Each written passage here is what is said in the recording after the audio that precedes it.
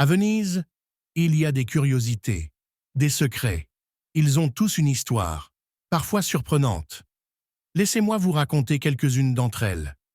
Le pont des Soupirs, ou Ponte dei Sospiri, est sans doute, avec le pont du Rialto, le pont le plus célèbre de Venise.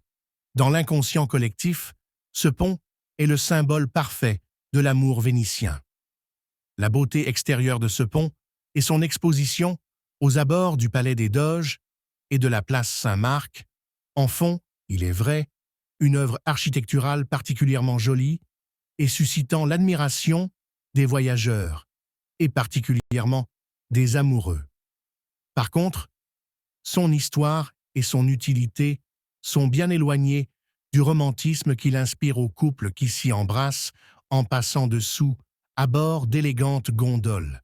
Sa véritable nature et son histoire sont tout autres. En effet, ce pont s'apparente davantage à une passerelle couverte qui comporte deux couloirs parallèles passant au-dessus d'un canal, le Rio de Palazzo ou de Canonica. Construit au début du XVIIe siècle, est l'un des nombreux ponts de Venise en Italie. Ce pont-passerelle, couvert qui comporte deux couloirs parallèles, passe au-dessus du Rio de Palazzo ou de Canonica, reliant directement le Palais des Doges aux anciennes prisons.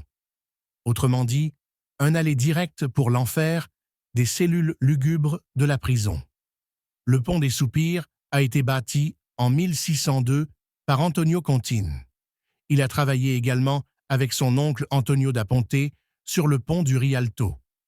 Antonio Contini dessina un pont de style baroque édifié en marbre et pierre d'Istrie blanche.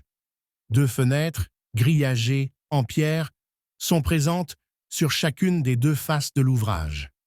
Le nom pont des Soupirs suggère donc non pas les soupirs des amoureux, mais plutôt celui des prisonniers qui, venant d'être jugés au Palais des Doges, rejoignaient immédiatement leurs sordides cellules. En passant sur ce pont, ils peuvent donc apercevoir une dernière fois Venise et soupirer de dépit. Le fait que le pont soit totalement fermé était également une assurance pour la Sérénissime que ces prisonniers ne pourraient essayer de s'échapper en le franchissant. Sinon, la tentation de se jeter dans le canal aurait évidemment été trop grande. Ce pont-passage avait été élaboré pour servir très précisément à ces fins, et il est de ce fait constitué comme un double couloir.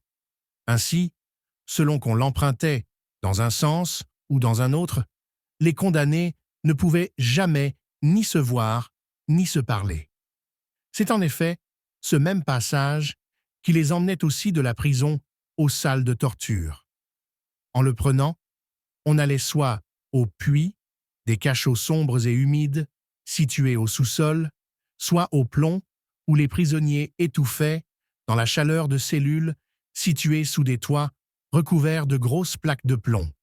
Le peintre anglais William Turner le représente dans une huile sur toile exposée à la Royal Academy en 1840 et conservée à la Tate Britain à Londres.